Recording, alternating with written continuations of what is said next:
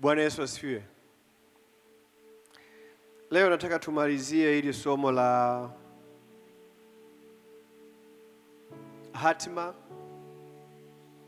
katika eneo ambalo tunazungumzia vita vya ndani, the battle within. Vita ya ndani, napozungumzia vita ya ndani ni vita ya ndani ya maisha ya mtu. Hii sio vita ya ndugu, ni vita ya wewe mwenyewe.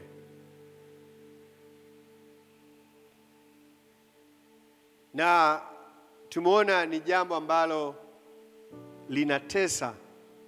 Na katika hii vita ya ndani tumeona kuna maeneo mbalimbali ambayo shetani anatumia kukudhoofisha wewe. Bwana Yesu asifiwe. Haleluya. Na silaha kubwa au eneo kubwa analotumia ni ufahamu wako. Yaani eneo ambalo shetani anatumia kupigana au kupiganisha vita au kupiganisha wewe, anatumia akili yako. Halo? Anatumia nini? Akili yako. Kwa hiyo akili yako ndio uwanja wa vita ambao shetani anautumia, na anatumia akili yako dhidi ya neno la Mungu. Kwa hiyo akili yako anaipeleka katika uhalisia, katika mazingira halisi, katika hali halisi ambazo unazipitia, katika vitu ambavyo unaviona kila siku, katika vitu ambavyo unavifanya, katika vitu ambavyo unavifahamu, katika maisha yako ya nyuma. Anatumia kukuonyesha kwamba bado wewe hauwezi kufanikiwa na hauwezi kuwa kile ambacho unafikiria unataka kuwa, na hauwezi kufikia malengo ambayo unatamani kuyafikia.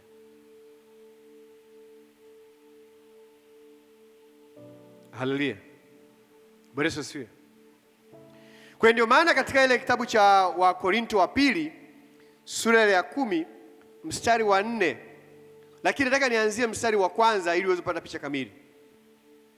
Anasema, basi mimi Paulo mwenyewe na wasii kwa upole na kwa utaratibu wa Kristo, mimi niliye mnyenyekevu, nikiwapo pamoja nanyi, bali nisipokuwapo ni mwenye ujasiri kwenu.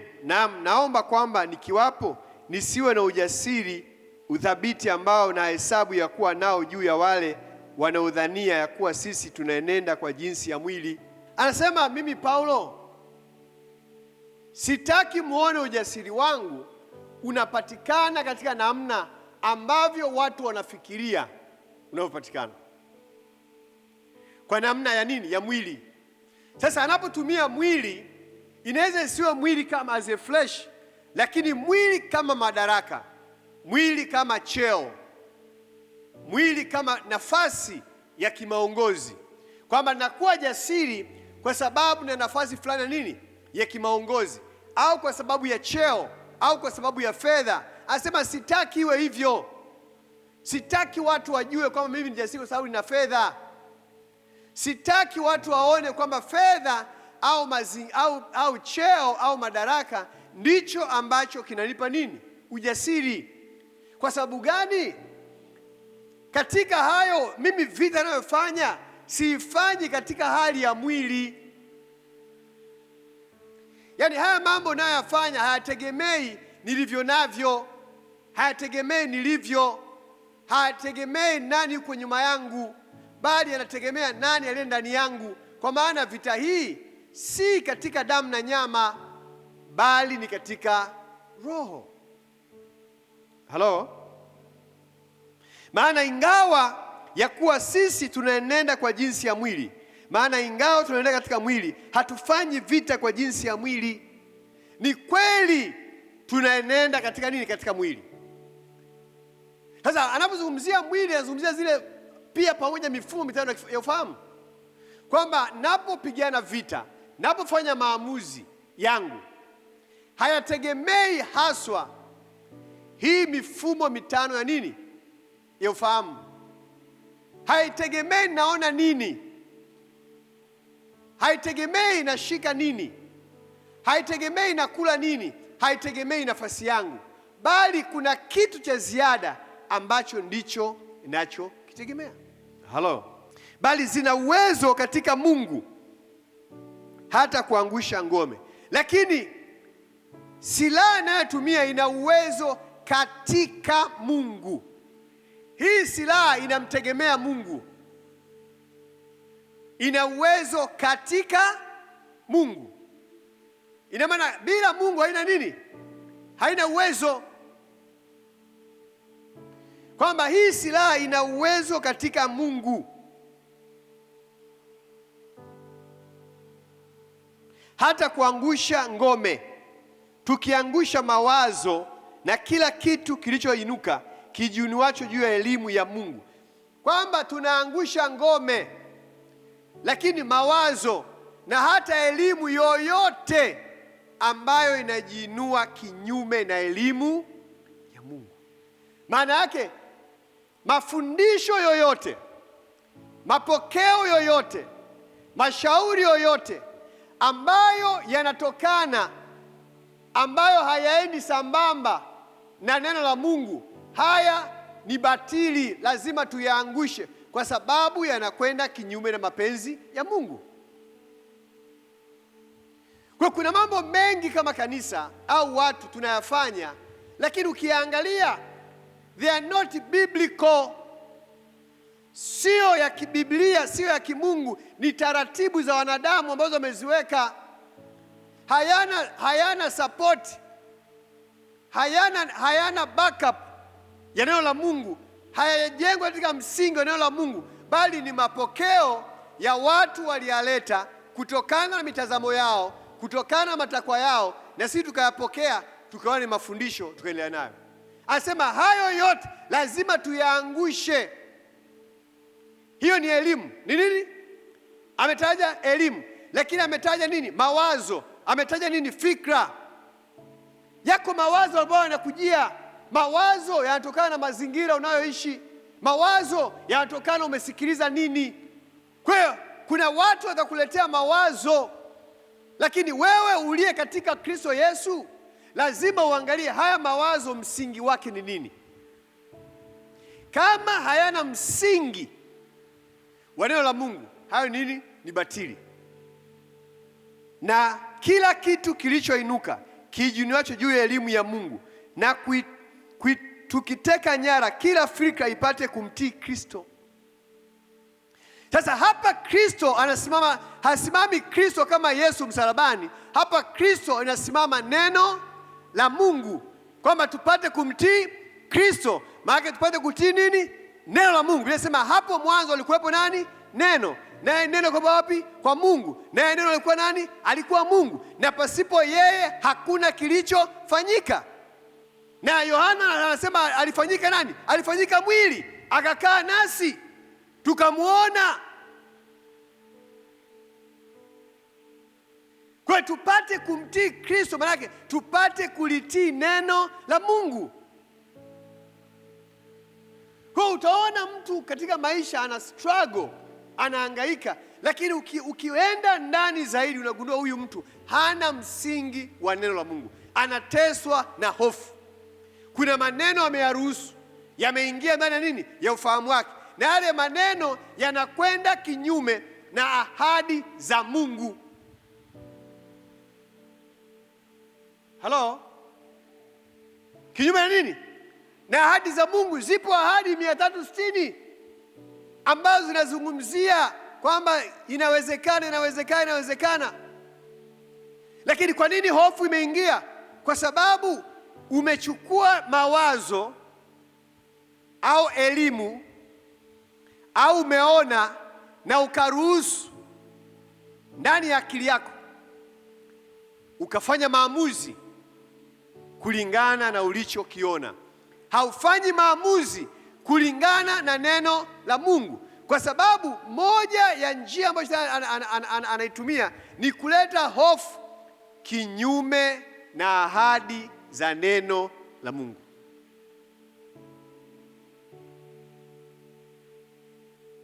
Haleluya. Bwana asifiwe. Kwa hizi ngome, tuangushe ngome. Ngome mojawapo ni ile hali ya unbelief, hali ya kutokuwa na nini? Na imani. Shetani anaanza kuchallenge, ana challenge mawazo yako, ana challenge neno la Mungu. Kwa hiyo matokeo yake unaingia kwenye hofu dhidi ya ahadi za Mungu. Kwa hiyo unapoingia hofu kinyume na ahadi la Mungu, maana yake kwamba imani inafanyaje? Inapotea. Hauna nini? Hauna imani. Matokeo yake unaingia kwenye mashaka. Ukisoma ile Yoshua sura ya kwanza mstari wa 6 na wa 9, unaona Mungu anampa maelekezo Yoshua.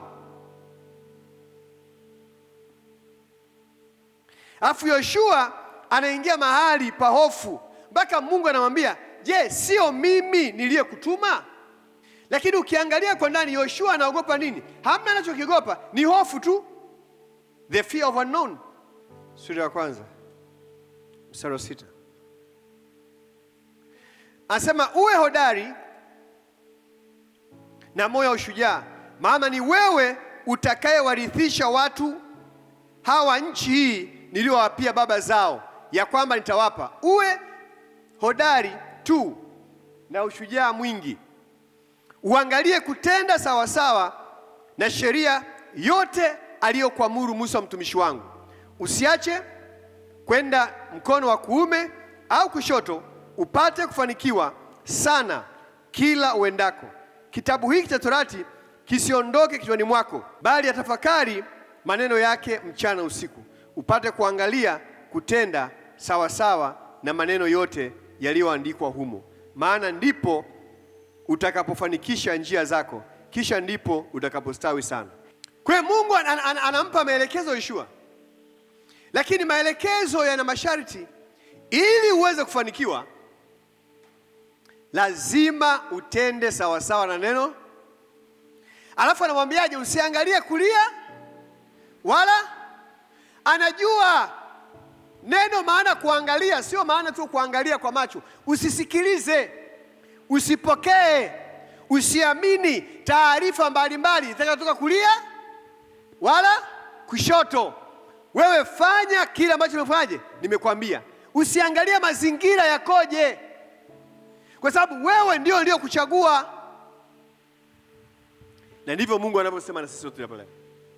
Kuna mazingira, wapendwa, lazima tupitie, kwa sababu mazingira hayo ndiyo ambayo yanakuza kiwango chetu cha nini? Cha imani. Ndiyo tunazidi kukua. Tufanyaje? Tunazidi kukua. Unapotaka mtoto awe imara, aweze kuwa jasiri, especially mtoto wa kiume, mpe challenge. Nini? Challenge. Kwa the more anavyopambana zile challenge, ndivyo akili yake inafanyaje? Inapanuka. Lakini sasa hivi ni kinyume. Wazazi kila ataumia, atafanya hivi, atafanya hivi. Yaani tunakuwa too conscious. Kwa mtoto anapoteza nini? Ujasiri. Mimi wanapitaga na gari mjini, naona mtoto mdogo, wengine sio darasa la kwanza, wale sio darasa la pili, sio darasa la tatu, wanakatiza Kariakoo, wanatoka shuleni, waenda nyumbani. Prince wangu huyu, mwambie Kariakoo akienda harudi, nakwambia utaenda kituo cha polisi kumtafuta. Kwa nini? Kwa sababu hatujawahi kumexpose kwenye nini? Hayo mazingira. Umweke pale shule ya Uhuru avuke barabara. Subiri. Atasubiri magari yote yaishe. Lakini vitoto kinaenda tu na kifagio na kidumu. Kwa sababu alikuwa exposed, alipelekwa kwenye ile mazingira akiwa mdogo. Kwa hiyo kadiri alivyokuwa anaenda, ndivyo afanyaje? Alikuwa anajifunza, ndivyo afanyaje? Alikuwa anajua, na ndivyo alikuwa anajua jinsi gani, na ndivyo alikuwa anaamini kwamba dereva nikifanyia hivi anafanyaje? Anasimama. Mtoe mtu Bush Star hapa, mpeleke mjini, wewe Gari ikifika tu hapa anapiga kelele. Kumbe yule wa mjini anajua huyu atasimama, kama anasogea ili. Wa kijijini anaona nini? Kifo. Na ndivyo ambavyo Wakristo wengi, kwa sababu ya kukosa ufahamu na ushirika na Mungu na kuzitambua ahadi za Mungu, kwa anapopita kwenye changamoto tu ndogo, ameangalia kushoto, anaambiwa kuna maji ya upako, atakwenda kununua. Wakati anakunywa maji ya upako hajaingia vizuri tumboni, anaambiwa hayo siku hizi imepita, siku hizi kuna mafuta haya, ukinywa yanalainisha kila kitu. Unafikiria kwamba mambo ya rohoni ni kwamba ni bolt. Anaenda kuna mafuta nini ya upako, anakunywa. Akibaza anaambia umesahau, siku hizi kuna chupi, mahaba hayakusumbui tena. Ukivaa chupi ya upako, kinga kabisa. Hello? Kwa sababu gani? Kwa sababu ametoa nafasi, ameangalia kulia na kushoto, ameambiwa kitabu hiki cha Torati kisiondoke kinywani mwako, kitafakari mchana na usiku. Maanake ni kwamba usitoe nafasi hofu ikaingia. Hapo kuna mchawi, hapo kuna pepo. Ni vita ndani kwa ndani, mwenyewe kwa mwenyewe, kwa sababu ya ujinga. Kwa unashindwa kufikia hatima yako, unashindwa kwenda kuna ambako Mungu anataka uende, kwa sababu kuna vita ndani kwa ndani unapopambana nayo mwenyewe. Kwa kabla hujaanza kumuona shetani, jitathmini wewe mwenyewe. Hello? Kwa Yoshua anaanza kuwa na mashaka. Mstari wa 9 anamwambiaje? Je, si mimi niliyekutuma? Hivi unaelewa kauli? Hivi unaelewa kauli? Mnaomba, je, si mimi niliyokuagiza? Kwa hiyo kama mimi niliyokuagiza, manake I will take all responsibilities. Nitabeba wajibu wote, kwa sababu ni mimi nifanye niliyokutuma. Kwa hiyo unakuwa na mashaka. Ina maana huniamini. Changamoto ya wengi katika biashara au katika kazi ambayo tunafanya, hizo kazi hatukumhusisha Mungu. Biashara hatukumshirikisha Mungu, ndoa hatukumshirikisha Mungu. Tulitumia mawazo yetu na fikra zetu kuanzisha biashara, kuyafanya. Tunapoenda katikati ya safari, tunapokwama, unashindwa kurudi. Na ukirudi anakuambia mimi uliniambia. Unawezaje kumtwika mzigo ambao afaje? Hajakwambia. Hasa mimi sikuambia ufanye biashara ya viatu, nitaka kufanya biashara ya mchele. Kwa hiyo unaona, baada ya kifo cha Musa, Yoshua anabeba wajibu, anaambiwa wewe utafanya sawa sawa na aliyokuagiza nani? Mtumishi wangu. Lakini mstari wa 9 anasema hivi, je, si mimi niliyekuamuru uwe hodari na moyo wa ushujaa, usiogope wala usifadhaike, kwa kuwa Bwana Mungu wako yu pamoja nawe kila uendako. Assurance. Na ndivyo ilivyo hata leo, wapendwa. Mungu hajawahi kutuacha. Hajawahi. Hajafanyaje? Hajawahi.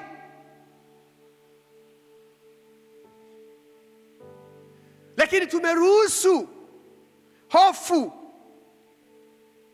kwa sababu ya ukosefu wa neno la Mungu. Twende kwa Efeso nikuonyeshe kitu. Sura ya 6. Wapendwa, Mungu kila anachokifanya huwa ana mpango mkakati. Na unaweza ukasoma hiyo habari pia kwenye Yohana 10:10. Unaona mkakati wa Yesu ni nini na mkakati wa shetani ni nini? Shetani alikuja kuharibu, alikuja kubomoa, alikuja kuchinja. Lakini Kristo alikuja tupate uzima, kisha nao tuwe nao tele. Uzima maana yake ni tuwe na furaha, tuwe na mafanikio, tuwe na amani. Lakini hivi vyote havipatikani nje ya neno lake. Neno lake linajengwa na msingi wa ushirika.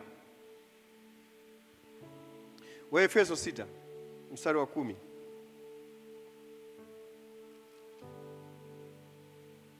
Anasema hatimaye mzidi kuwa hodari katika Bwana na katika uweza wa nguvu zake.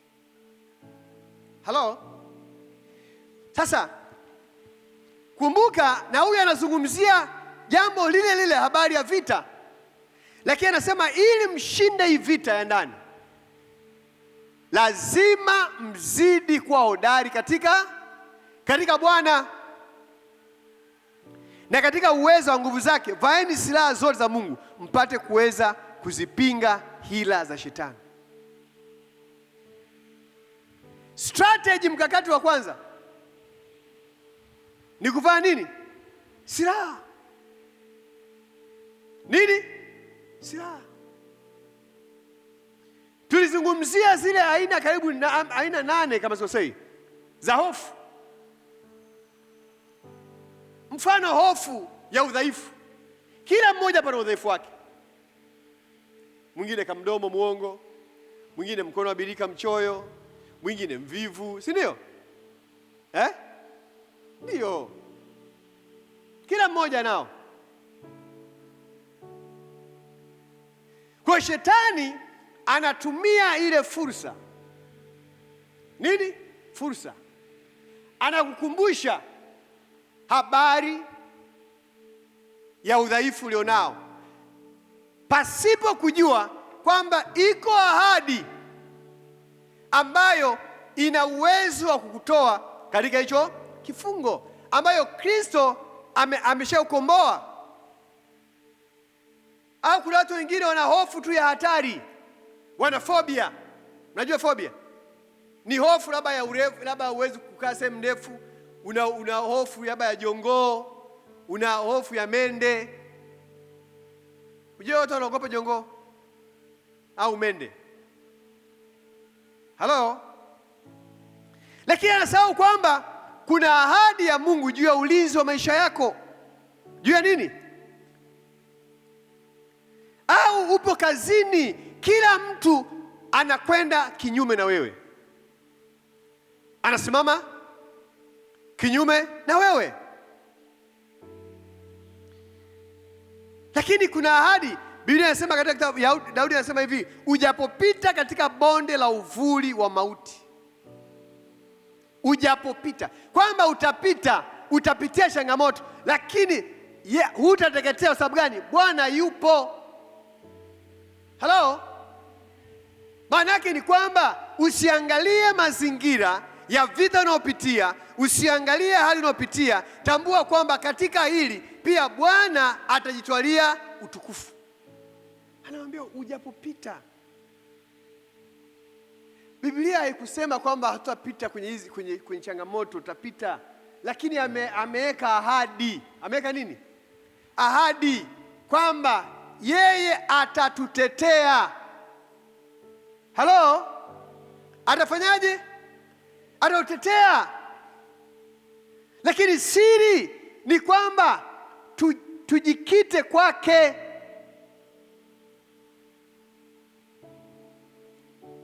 Tumeona ile wa Efeso sura ya 6. Kwa unaona mstari wa 12, wa 10 hadi wa 12 anatoa mpango mkakati wa kushinda vita ya ndani. Anasema vaeni silaha, hatimaye mzidi kuwa hodari katika Bwana na katika uweza wa nguvu zake. Uweza wa nguvu zake nini? Ni neno lake. Anasema yeye hulituma neno lake lifanyaje? Huliangalia neno lake fanya lipate kutimiza, si ndio? Kwa katika uweza wa nguvu zake, uweza wa nguvu za Mungu ni neno lake, ambalo ndio neno ambalo linaumba. Katika uweza wa nguvu zake kweni hodari, si ndio? Halo? Hatimaye mzidi kuwa hodari katika Bwana na katika uweza wa nguvu zake. Kwa kila silaha ya adui inayokuja iwe ni hofu, wewe unajikita katika uweza wa nguvu zake, ambao nini? Neno la Mungu. Ndio anasema vaeni silaha zote. Bwana Yesu asifiwe. Tukasema kuna hofu ya uhitaji, the fear of needs. Watu hapa tuna mahitaji mbalimbali. Kila mmoja hapo ukimwambia atakwambia anahitaji nini. Mwingine anahitaji mme, mwingine anahitaji mke, si ndio? Mwingine anahitaji gari, si ndio? Mwingine anahitaji mtaji. Kila mmoja ana uhitaji.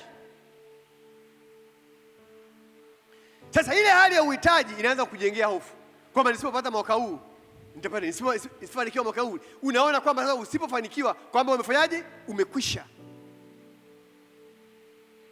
Kwa hiyo inakupelekea unaingia kwenye hofu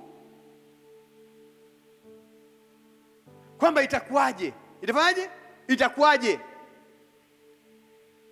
Leo tupo kwenye tunazungumzia baada ya Christmas na mwaka mpya. Kuna watu hapa wanagombana waume zao. Hujanilia nguo ya Christmas, hujanilia nguo ya mwaka mpya. Yaani ni vurugu, yaani ni shida. Hofu. Kwa sababu gani? Jamii itamuonaje? Mimi kwetu tulikuwa tumezoea kununuliwa nini? Nguo za sikukuu. Yaani ni hofu. Haikuanza kwenu. Hata wanafunzi wa Yesu waliingia katika nini? Katika shida hiyo. Haleluya. Lakini Yesu anawachukua katika Mathayo sura ya 6 mstari wa 30 na 33. Anawaambia angalia ndege wa angani. Na nilielezea maana ya huu mstari. Akasema waangalie ndege wale wapi? Wa angani. Hawalimi wala hawapandi, lakini wanakula, wanashiba kwa wakati. Nikasema maana yake sio kwamba Mungu hataki tufanye kazi. Maana yake ni kwamba alipowaumba ndege, Mungu tayari alijua mwanadamu yupo. Hello? Kwa hiyo alipoumba hao viumbe ndege, alijua mwanadamu yupo. Mwanadamu atalima mahindi, atalima ufuta, atalima mtama, kuna maua yapo yatachipua. Kwa hiyo huyu ndege atakapozaliwa atakuta hivi vitu, ataishi. Ndio maana yake. Haina maana kwamba tusifanye kazi. Maana yake ni kwamba hata wewe usihofu. Mungu anajua kabla ya kuumbwa kwako. Kwa hiyo tayari ameshaweka mpango mkakati. Ni wewe kukaa kwenye laini yake. Anasema tazama, nimeweka mlango ulio wazi wapi? Mbele yako. Hakuna wezaye kuufunga. Lakini ili uweze kujua mlango ulio wazi mbele yako, unahitaji kuwa na ushirika nani? Na yeye. Kwa hiyo yeye atakuelekeza. Ataachilia connection. Kwamba ukifika katika umri huu, anajua utamhitaji fulani. Ana connect. Pasipo wewe unashangaa tu mwezi huu umepata safari umeenda sehemu fulani. Wewe ulikuwa uwazi, tayari Mungu alijua kuna hela utahitaji. Hello? Unafika mahali fulani, anamleta kiongozi mwingine, anamtoa yule. Unakasirika, yeye anajua kwamba huyu hata kusaidia. Ngoja nimlete huyu.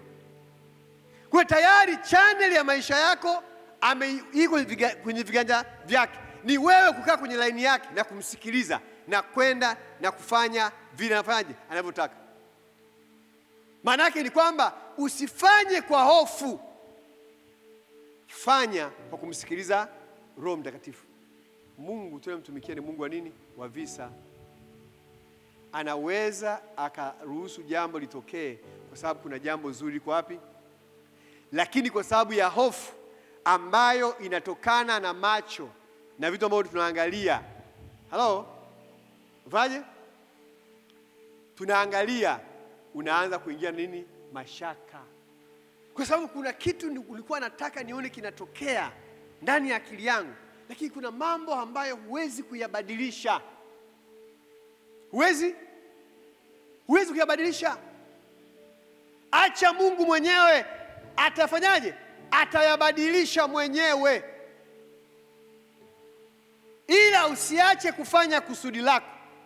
Na ndivyo wakati mwingine kwenye maisha kuna vitu tunataka tufanyaje? Tuvilazimishe kwa sababu tumekosa kuwa na ushirika na Mungu na kumwachia Roho Mtakatifu fanyaje? Hausike. Kuna wakati mwingine sio kujitetea sana. Wewe kaa kimya. Acha Mungu fanyaje? Akutetee. Kuna wakati mwingine sio kujieleza sana. Acha kujieleza sana, mwachie Mungu fanyaje? Ajitetee mwenyewe. Wewe fanya. Sisi tunafanya wajibu wetu.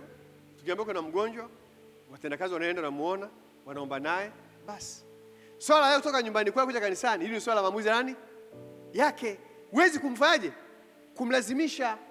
Ila sisi kama kanisa hatuwezi kuacha kufanyaje? Kuomba. Maombi ndiyo silaha yetu, ndiyo nguzo yetu. Neno la Mungu ndiyo silaha yetu, ndiyo nguzo yetu.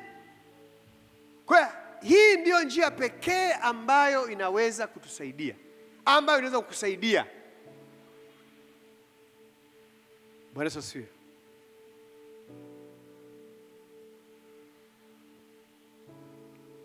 Kwa tunaona, lakini cha pili, ufahamu. Mstari wa 12 wa Efeso 6 mstari wa 12 anasema hivi: kwa maana kushindana kwetu sisi si juu ya damu na nyama, bali juu ya falme na mamlaka na juu ya ulimwengu wa roho. Lazima tuwe na knowledge, uwe na ufahamu kwamba hiyo vita unayopigana sio vita ya nje. You need knowledge, unahitaji ufahamu. Unakuwa na mpango mkakati, lakini unakuwa na nini? Unakuwa na ufahamu dhidi ya adui unayepambana naye. Njia ya adui anayotumia ni kujengea hofu. Njia yako ya ushindi ni ufahamu. Tafuta kuwa na ufahamu. Haleluya. Lakini unahitaji kuwa na rasilimali ambazo zitakusaidia. Mstari wa 13, kwa sababu hiyo twaeni silaha zote za Mungu mpate kuweza kushinda siku ya uovu. Kwa tunahitaji kuwa na silaha zote: utayari, neno la Mungu, imani. Lazima uwe na imani kwenye kila jambo unaloliomba. Lazima uwe na ufahamu wa neno la Mungu kwenye kila kitu ambacho unakiomba. Napoomba juu ya biashara, nasimamia andiko gani? Napoomba juu ya uvamizi wa nguvu za giza, natumia andiko gani? Kwa lazima uwe na ufahamu silaha gani inafanya kazi wapi na wakati gani. Kuna wakati mwingine, wapendwa, hauhitaji kuomba, ni kumshukuru Mungu. Hello? Shukrani ni silaha kubwa sana. Wakati mwingine nenda mbele za Bwana, elezea ukuu wake, elezea uweza wake, elezea penzi lake, elezea jinsi ambavyo anafanya, alafu mwachie. Hello? Ndio mimi naambiaga watu, mimi wakati mwingine huwezi kutaka kumbadilisha mtu, huwezi. Mshukuru Mungu hata kwa tabia huyo mtu alivyo. Taratibu atafanyaje? Atabadilika. Hello? Atafanyaje? Atabadilika tu. Mshukuru Mungu, baba asante. Yaani asante kwa ajili ya fulani, asante kwa ajili ya wema wako. Hata siku ile anakuja kanisani, asante Bwana. Hivyo. Unaposema hivyo, huyo mtu anazidi fanyaje? Anazidi kumsogelea nani? Mungu.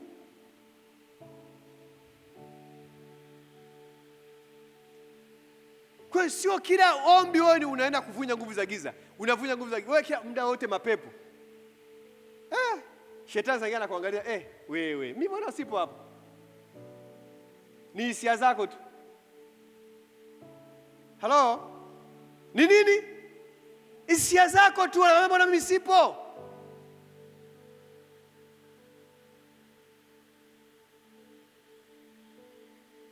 Huyu macho yake mbona mekundu? Alikuwa anavuta bangi.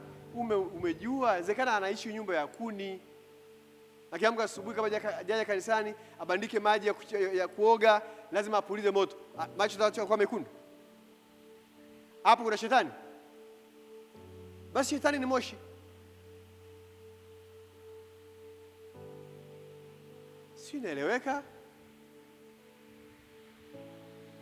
Kwa tuwe na ufahamu. Tuwe na nini? Ufahamu. Lakini kwa sema sura ya 13 tuwe na resources, vitendea kazi ambavyo tunahitaji ni hiyo. Lakini mwisho sio kwa umuhimu, lazima tuwe na mpango mkakati, a plan, jinsi gani ya kuvitumia vifaa tulivyo navyo. Mstari wa 14 hadi 17. Anasema, basi simameni hali mmejifunga kweli viunoni, kuvaa dirii ya haki kifuani, na kufungiwa utayari upatao kwa injili amani. Zaidi ya yote mkitoa ngao ya imani, ambayo kwa hiyo mtaweza kuizima mishale yote yenye moto ya yule muovu. Plani lazima tuvae. Lakini ngao ya imani, imani. Maombi bila imani, kusoma neno bila imani, maana yake nini? Unapoomba lazima uamini ulichokiomba ili kifanyaje? Kiwa halisi. Unaposoma lazima uamini kama vile unachokisoma.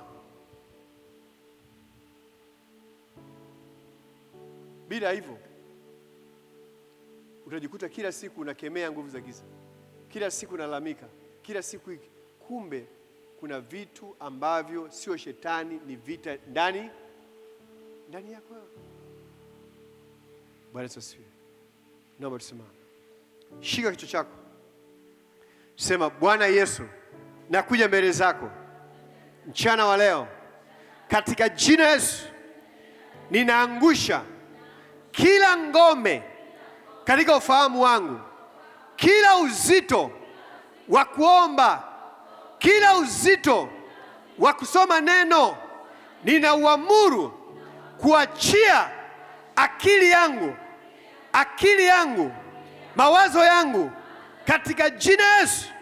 Kila mawazo mtawanyiko ndani yangu wakati wa maombi, wakati wa kusoma neno, ninaing'oa kila roho inayoleta na kusababisha mawazo mtawanyiko ndani yangu katika jina Yesu Kristo.